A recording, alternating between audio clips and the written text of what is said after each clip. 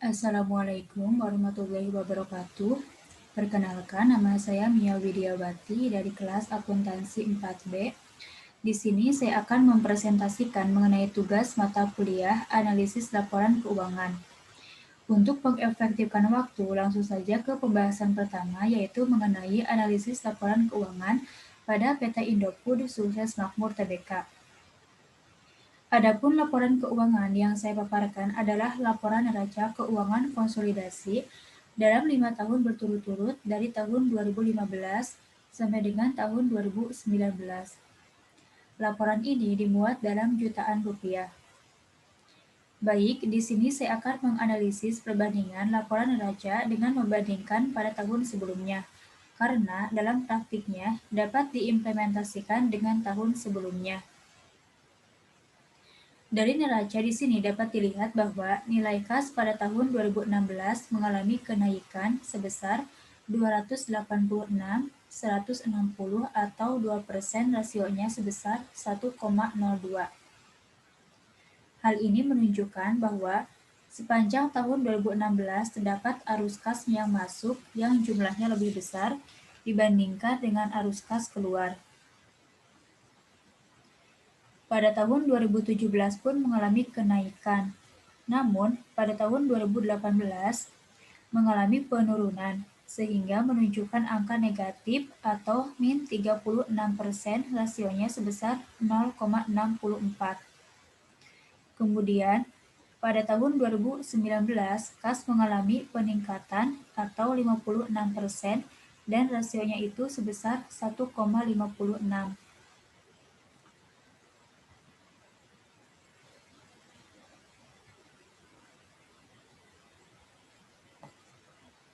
Selanjutnya, dilihat bahwa nilai hutang jangka panjang maupun hutang jangka pendek dari tahun ke tahun mengalami penurunan. Ini menunjukkan adanya indikasi pembayaran hutang yang menyebabkan adanya penurunan saldo hutang dan penurunan saldo kas.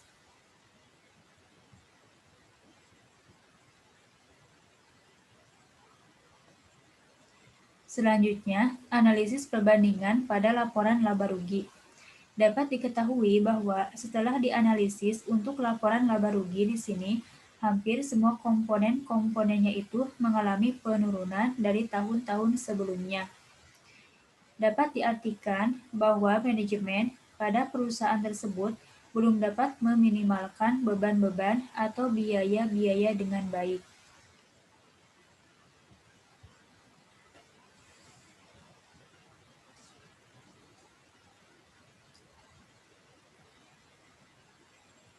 Selanjutnya, analisis rasio industri pada PT Indofood Sukses Makmur Tbk dari tahun 2015 sampai dengan tahun 2019. Berikut ini saya paparkan hasil perhitungan dari analisis rasio. Yang pertama itu rasio likuiditas. Yang kedua itu ada rasio leverage atau rasio solvabilitas. Yang ketiga ada rasio aktivitas.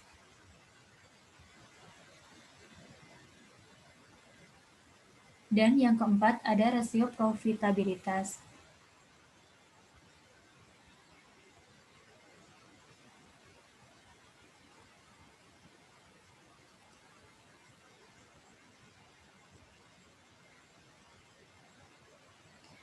Baik, selanjutnya, setelah dihitung dari keempat rasio tersebut, kemudian saya akan membandingkan antara rasio pada PT Indofood Sukses Makmur Tbk dengan rata-rata industri sektor makanan dan minuman. Yang pertama itu rasio likuiditas, ada current ratio dan quick ratio.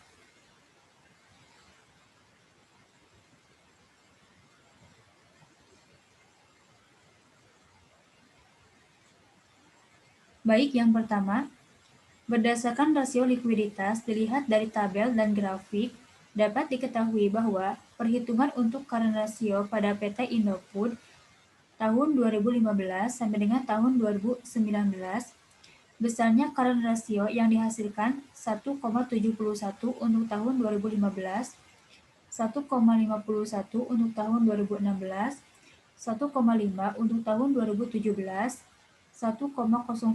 untuk tahun 2018, dan 1,27 untuk tahun 2019. Dengan demikian, dapat diketahui bahwa pada tahun 2015 sampai dengan tahun 2019, rata-rata current ratio itu yang dihasilkan perusahaannya itu di bawah rata-rata standar industri. Karena standar rata-rata dapat dikatakan baik jika rasio tersebut kurang dari 200% atau kurang dari 2,00. Artinya, apabila rata-rata current ratio di bawah standar industri, dapat dikatakan bahwa perusahaan tidak mampu membayar kewajiban lancarnya dengan aktiva lancar yang dimiliki.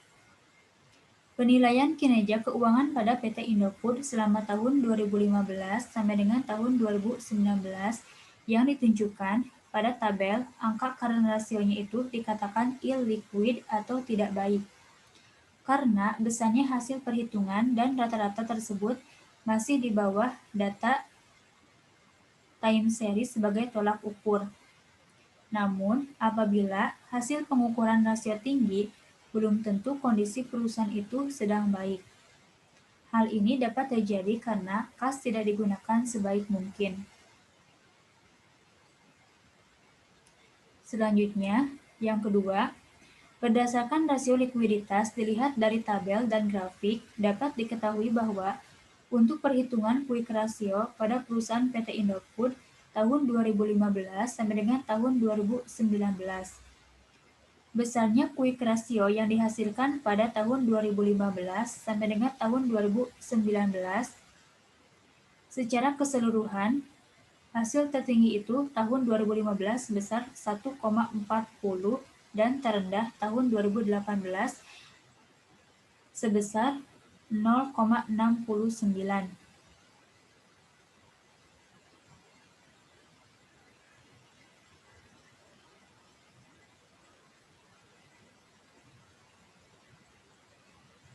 Pada tahun 2016 dan 2017 itu, nilai rasionya itu sebesar 1,07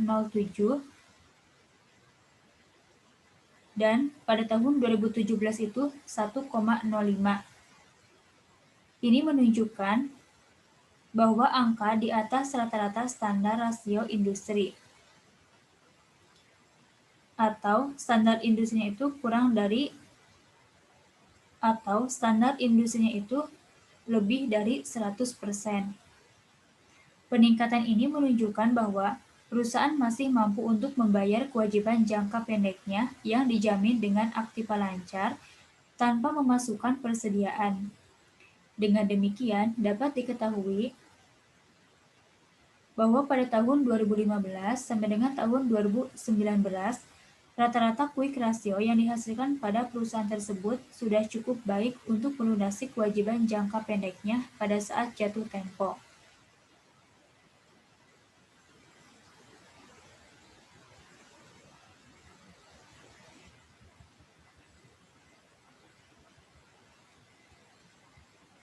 Baik, yang kedua itu rasio leverage. Untuk yang pertama, total debt to total asset ratio. Kinerja perusahaan PT Indofood sukses makmur berdasarkan analisis rasio leverage dengan perhitungan debt to total asset ratio pada tahun 2015 sampai dengan tahun 2019. Besarnya debt to total asset ratio itu pada tahun 2015 sebesar 0,53.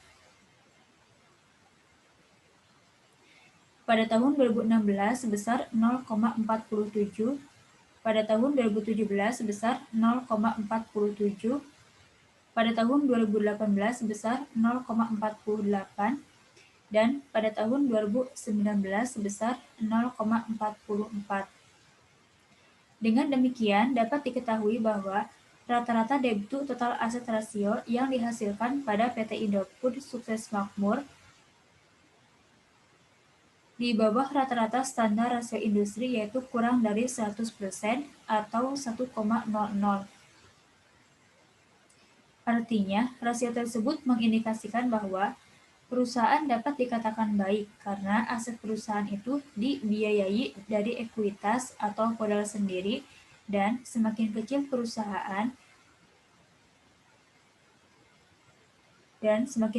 perusahaan itu dibiayai oleh hutang. Yang kedua, total debt to total equity ratio. Kinerja perusahaan pada PT Indofood Sukses Makmur Tbk berdasarkan analisis rasio leverage dengan perhitungan debt to total equity ratio pada tahun 2015 sampai dengan tahun 2019. Pada tahun 2015, besarnya debt to total equity ratio sebesar 1,13.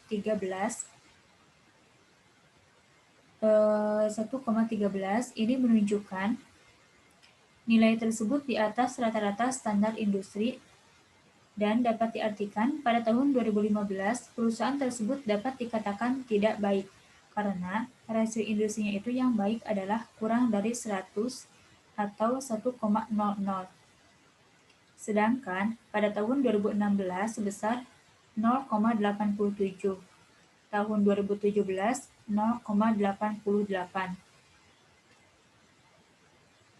tahun 2018 0,93, dan tahun 2019 0,77.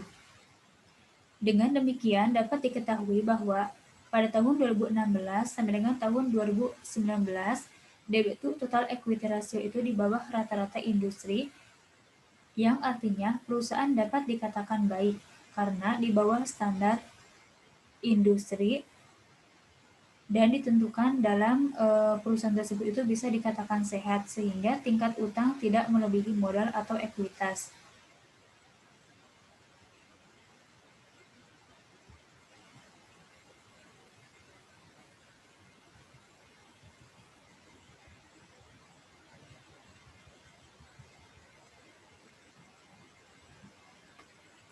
Baik, selanjutnya rasio aktivitas. Yang pertama itu total asset turnover dan yang kedua receivable turnover. Baik, yang pertama, kinerja perusahaan pada PT Indofood Sukses Makmur Tbk berdasarkan analisis rasio aktivitas dalam perhitungan total asset turnover. Pada perhitungan rasio perputaran aktiva, perusahaan tersebut didapatkan perhitungannya pada tahun 2015 sebesar 0,70. Selanjutnya, pada tahun 2016 dan 2017 senilai 0,81 dan 0,80. Pada tahun 2018 dan 2019 sebesar 0,76 dan 0,80. Hasil perhitungan total aset turnover tersebut dapat dikatakan baik atau sehat apabila nilai tersebut itu di atas standar industri, yaitu lebih dari 0,5. Dengan kata lain, penjualan yang dihasilkan oleh PT Indofood dari total aset yang ia miliki adalah lebih dari separuh total asetnya.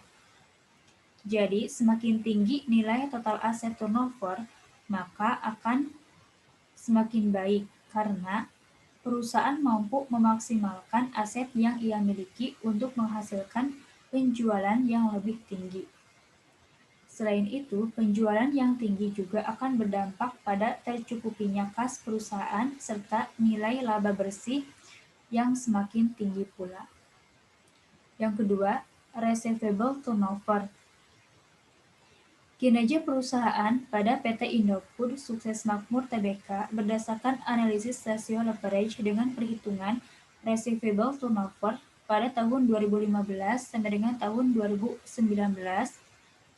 Dilihat pada tahun 2015 menghasilkan receivable turnover sebesar 15,05 yang berada di atas standar rata-rata industri, yaitu lebih dari 15,00.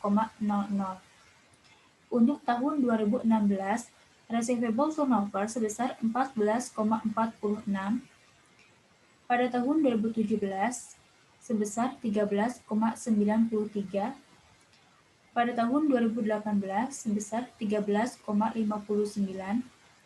pada tahun 2019 sebesar 14,17. sehingga mengalami penurunan dari tahun sebelumnya. Maka pada tahun 2016 sampai dengan tahun 2019, receivable turnover berada di bawah rata-rata industri. Semakin besar, semakin baik bagi perusahaan. Dapat disimpulkan bahwa receivable turnover pada perusahaan tersebut dilihat tahun 2016 sampai dengan tahun 2019 adalah selalu berada di bawah rata-rata industri, yang artinya dapat dikatakan tidak sehat atau tidak baik.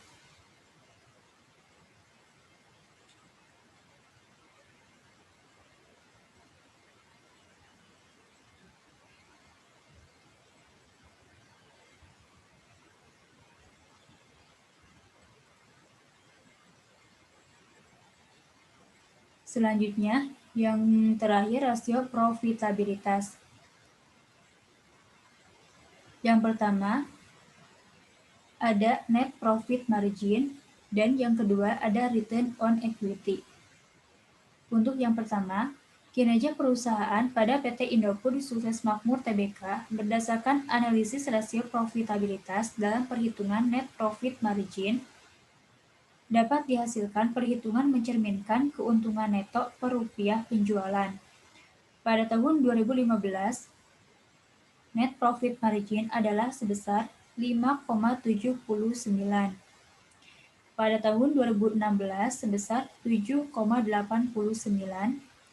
Pada tahun 2017 sebesar 7,33%. Pada tahun 2018 sebesar 6,76%. Dan pada tahun 2019 sebesar 7,71%.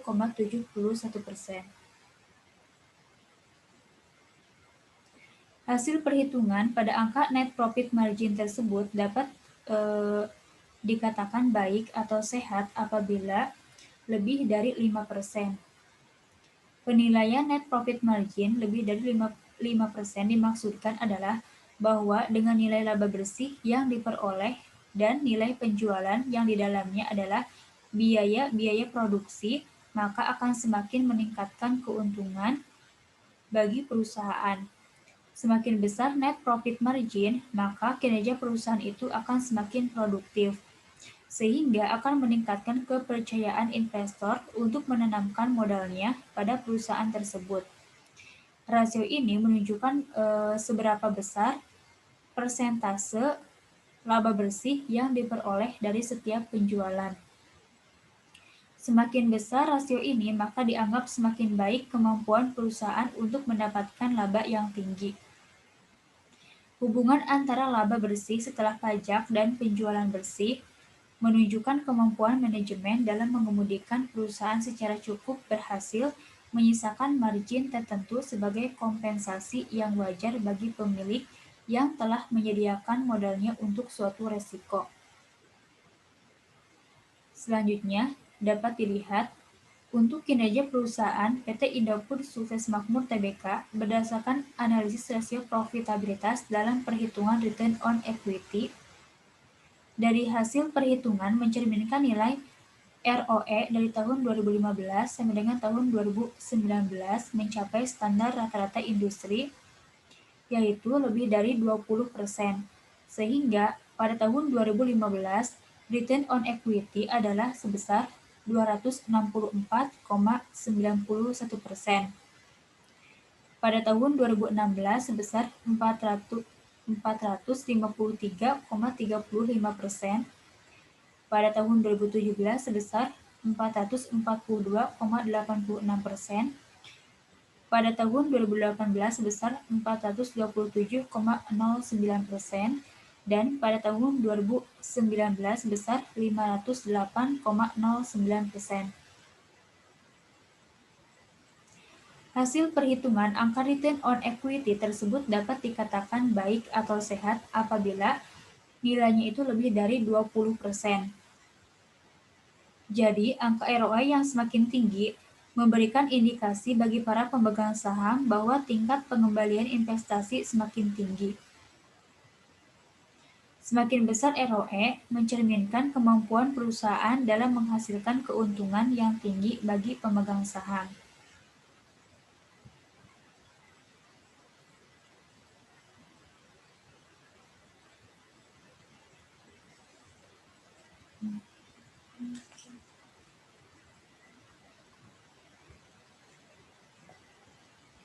Selanjutnya, analisis common size. Dalam analisis common size, berbagai komponen neraca dan laporan laba rugi dinyatakan dengan persentase. Untuk angka-angka yang ada di neraca, angka dasar atau common base-nya itu digunakan adalah total aktiva. Dalam hal ini, total aktiva itu dianggap memiliki angka dasar 100%.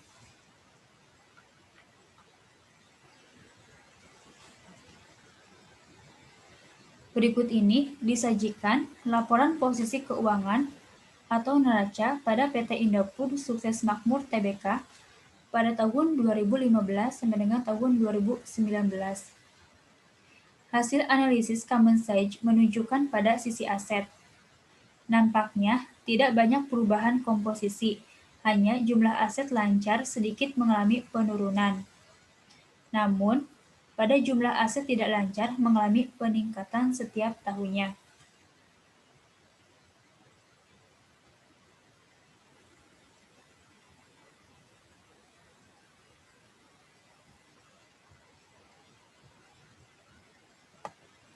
Nah, pada sisi liabilitas nampak bahwa komponen jumlah liabilitas jangka pendek maupun jangka panjang mengalami peningkatan dan penurunan setiap tahunnya.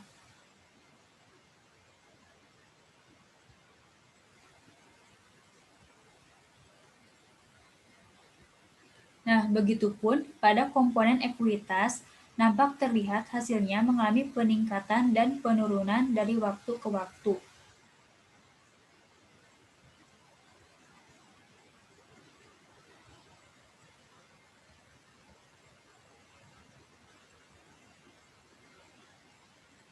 Untuk selanjutnya itu, laporan laba rugi konsolidasi yang disajikan dalam bentuk common size yang ditunjukkan sebagai berikut. Dalam analisis common size itu, pada komponen laporan laba rugi dinyatakan dengan persentase untuk angka-angka yang ada di laporan laba rugi. Angka dasarnya itu digunakan adalah pendapatan. Dalam pendapatan itu dianggap memiliki angka dasar 100%. Untuk analisis common size ini menunjukkan bahwa perusahaan mampu memperoleh laba usaha dari tahun 2015 itu sebesar 11,49%,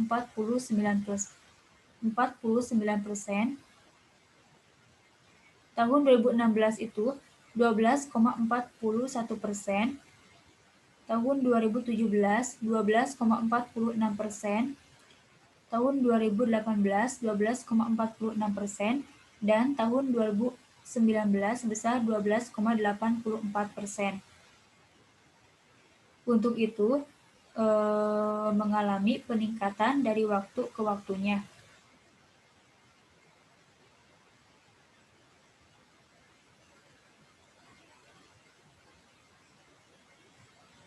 Nah, pada laba bersih dari seluruh operasi untuk tahun 2015 sampai dengan tahun 2017 mengalami peningkatan. Namun di tahun 2018 turun sehingga di tahun 2019 itu mengalami peningkatan.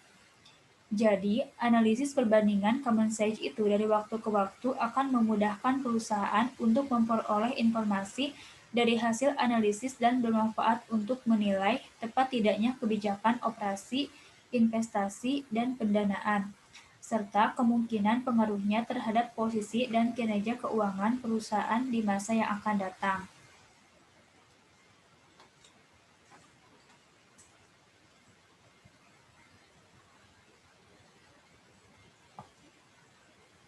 Selanjutnya, analisis tren pada PT Indofood Sukses Makmur Tbk untuk periode 2012 sampai dengan 2019.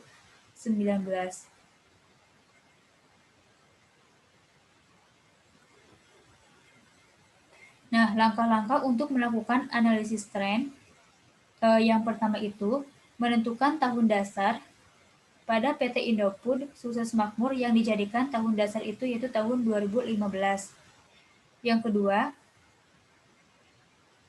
tiap-tiap pos yang terdapat dalam laporan keuangan yang dipilih sebagai tahun dasar diberikan angka indeks 100%. Yang ketiga, Menghitung angka indeks tahun-tahun lainnya dengan menggunakan angka pos laporan keuangan tahun dasar sebagai penyebut.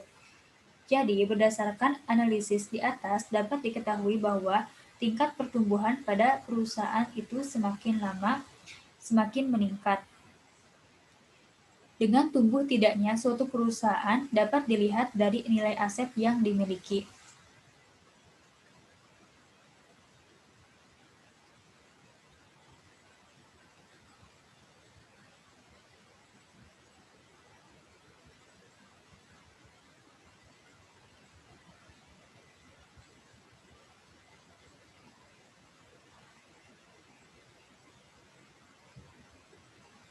Nah, dilihat dari total aset pada PT Indofood dari tahun 2015 sampai dengan tahun 2019 mengalami kenaikan.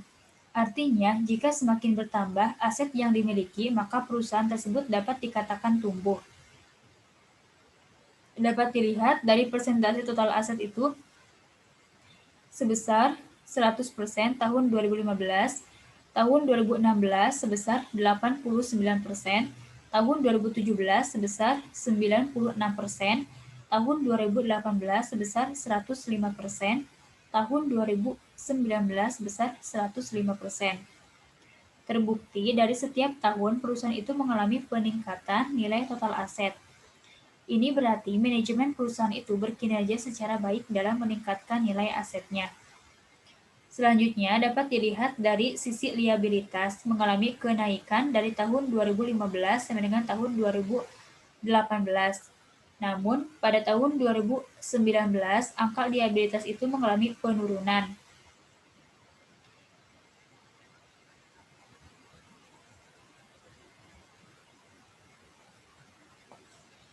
Kemudian, dilihat dari sisi ekuitas itu mengalami kenaikan yang signifikan dari tahun 2015 sampai dengan tahun 2019.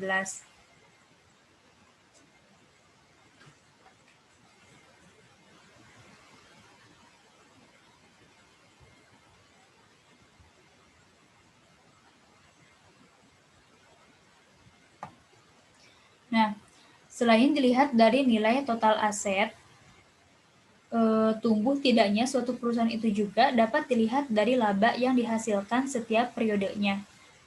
Terbukti bahwa pada PT Indofood Sukses Makmur Tbk tidak mampu menghasilkan laba yang konstan, apalagi laba yang tinggi. Jadi setiap tahunnya itu perusahaan itu mendapatkan laba yang menurun dari tahun-tahun sebelumnya. Namun,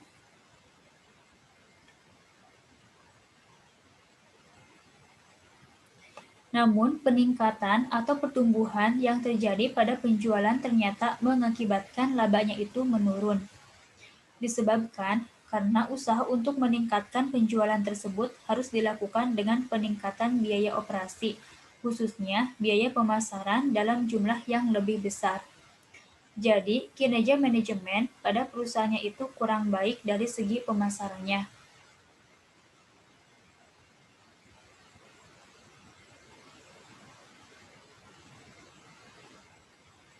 Baik, selanjutnya, analisis DuPont pada PT Indofood Sukses Makmur Tbk.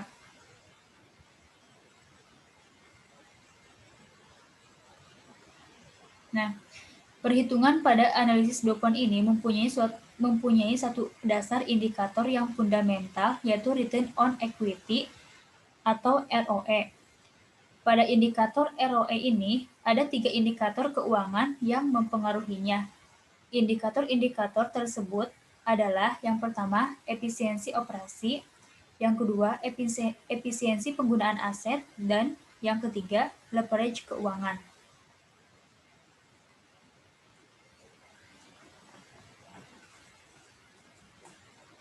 Nah, jadi bahwa return on equity ini digunakan sebagai indikasi mengenai baik buruknya manajemen dalam melakukan pengelolaan aktivanya dalam menghasilkan laba bersih, sehingga akan lebih mudah untuk mengukur kinerja keuangan serta mengetahui penyebab terjadinya permasalahan yang dimiliki suatu perusahaan. Nah, bahwa berdasarkan hasil perhitungan analisis DuPont, sistem yang dimodifikasi menunjukkan bahwa selama 5 tahun berturut-turut mengalami kenaikan maupun penurunan.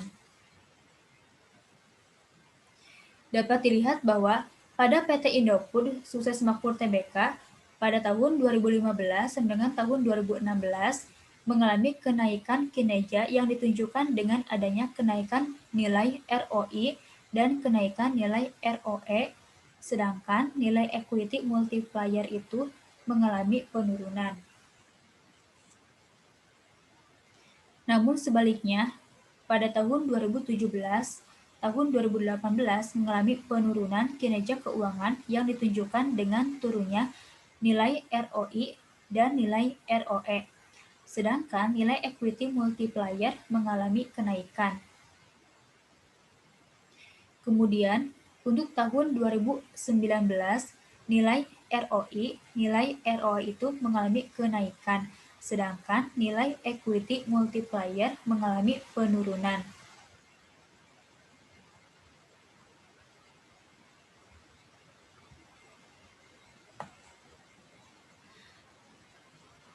Dapat diketahui bahwa hasil dari analisis DuPont yang dimodifikasi menunjukkan bahwa naik turunnya nilai ROI, ROE disebabkan tidak stabilnya kinerja bagian penjualan dan bagian operasional.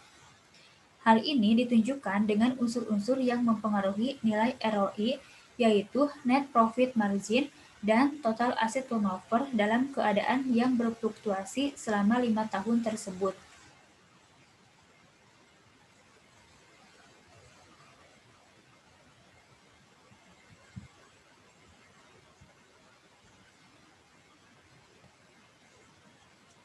Baik, selanjutnya, analisis cross-section pada PT Indofood Sukses Makmur Tbk untuk tahun 2015 sampai dengan tahun 2019. Berikut ini yang pertama ada saham yang beredar, yang kedua total ekuitas dalam mata uang rupiah, yang ketiga perhitungan nilai buku dari total ekuitas dibagi dengan jumlah saham yang beredar.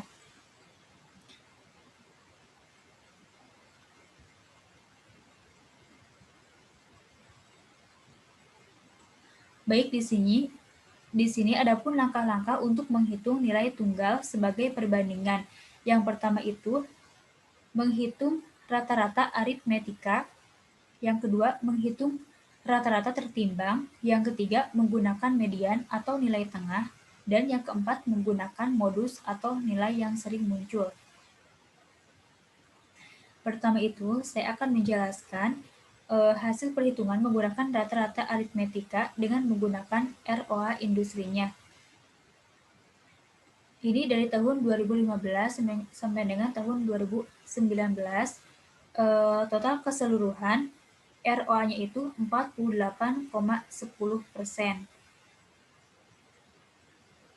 Dibagi dengan 1. 1 itu artinya jumlah perusahaan yang akan dihitung. Jadi hasilnya 48,10%. Jadi angka ini bisa dipakai untuk standar perbandingan. Kemudian untuk cara kedua, menghitung rata-rata tertimbang.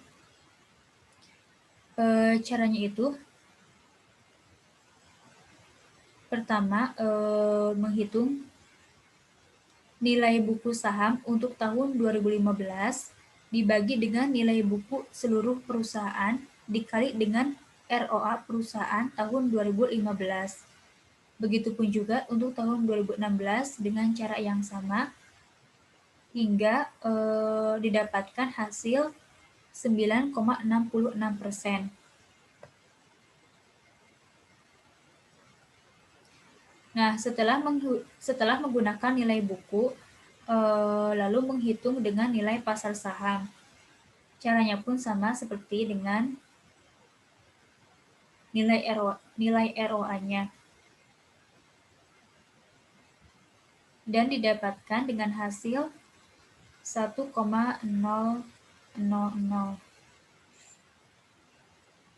Selanjutnya, setelah menghitung rata-rata aritmetika dan rata-rata tertimbang, Pertama itu perhitungan median.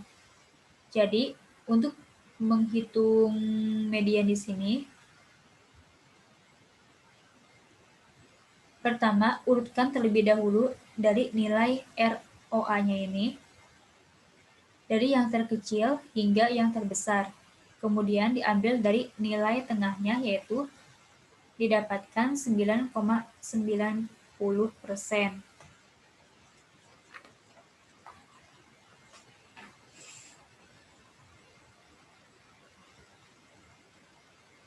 Nah, baik, selanjutnya analisis time series bisa dilihat untuk return on asset perusahaan apakah mempunyai tren yang membaik.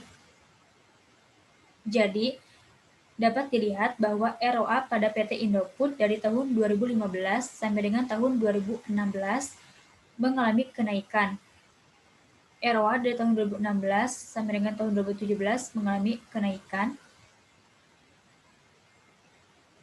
Dari tahun 2017 sampai dengan tahun 2018 itu mengalami penurunan. Dari tahun 2018 sampai dengan tahun 2019 mengalami kenaikan.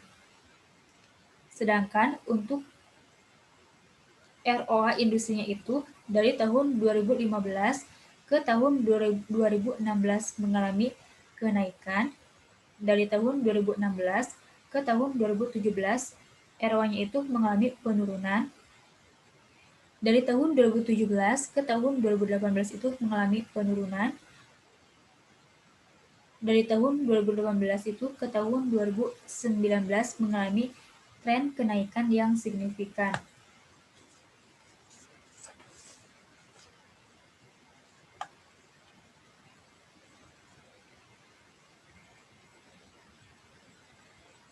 Jadi bisa dilihat secara umum dari perbandingan return on asset perusahaan Indofood dengan ROA industrinya itu, apabila dilihat ternyata cara umum kinerja perusahaan Indofood sukses makmur lebih baik dibandingkan ROA industrinya, sehingga didapatkan kesimpulan bahwa kinerja manajemen sudah mencapai target yang telah ditentukan.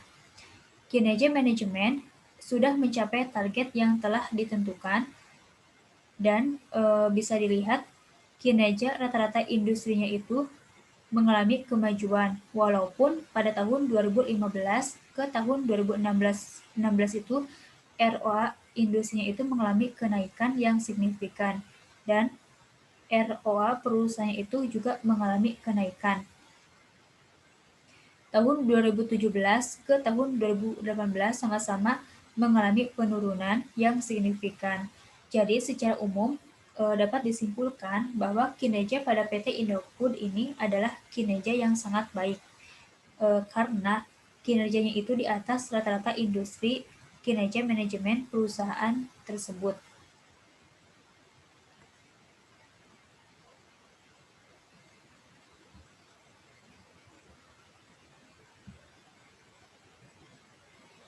Selanjutnya ini untuk metode kuadrat terkecil. Jadi untuk mencari metode kuadrat terkecilnya itu, dari tahun 2015 sampai dengan tahun 2019, yang pertama itu penjualan di sini atau dalam kurung Y didapatkan dengan total 350.986.565.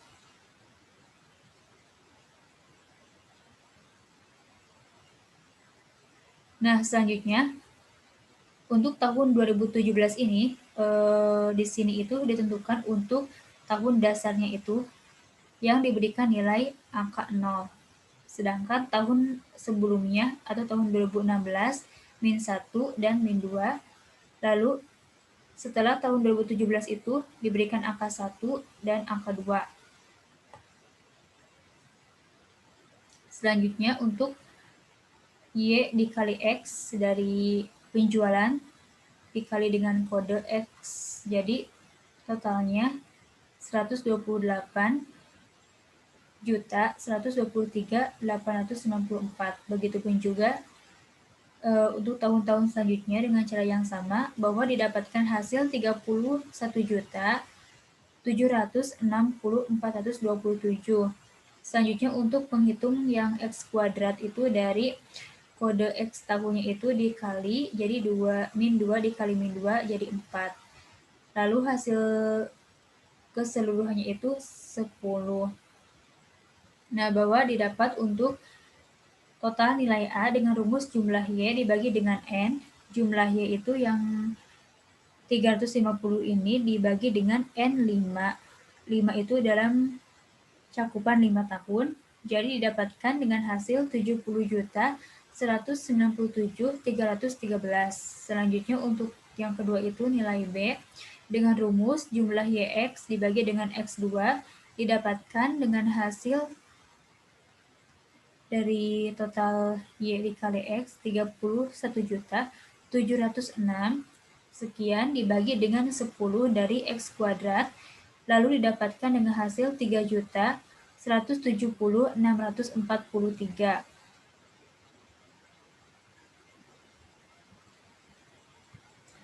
Selanjutnya bisa dihitung rumusnya dari 70 juta sekian ditambah dengan 3 juta lalu dikali dengan min 2. Min 2 di sini dari kode X tahunnya itu, begitupun juga dengan tahun-tahun selanjutnya mengikuti dengan cara yang sama. Ini untuk penjualan hasilnya dan bisa dibuktikan atau bisa dilihat bahwa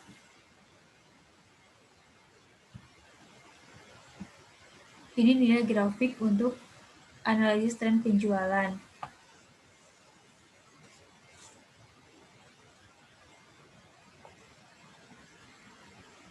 Jadi untuk penjualan itu dari tahun 2015 sampai dengan tahun 2019, analisis tren penjualannya itu mengalami peningkatan dari tahun ke tahunnya.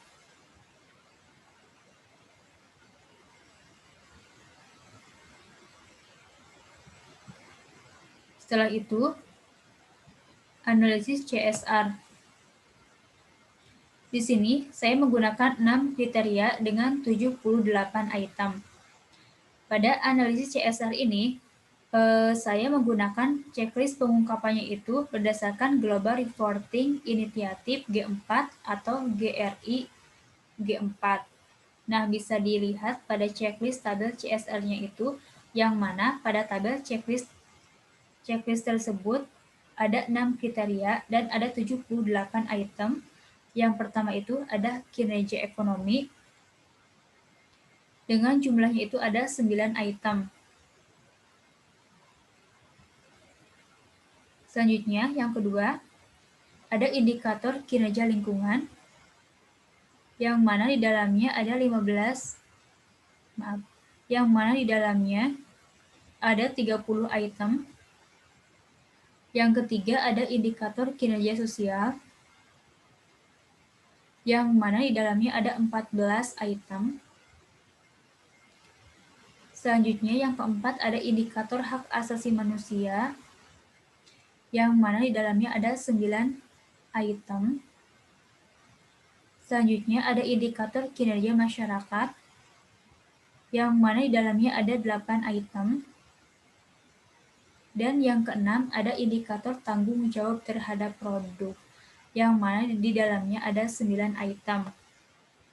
Nah, kemudian total keseluruhannya itu mencapai 78 item.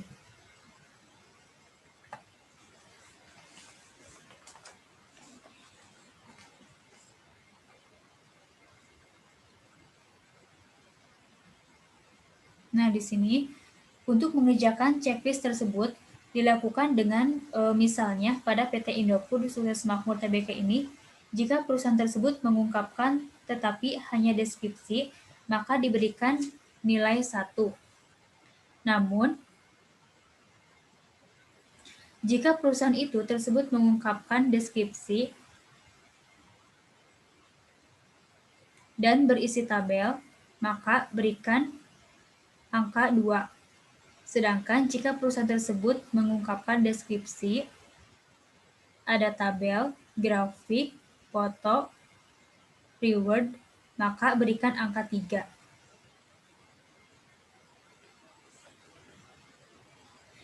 Namun, jika perusahaan Indofood ini tidak mengungkapkan sesuai dengan item, maka berikan angka 0.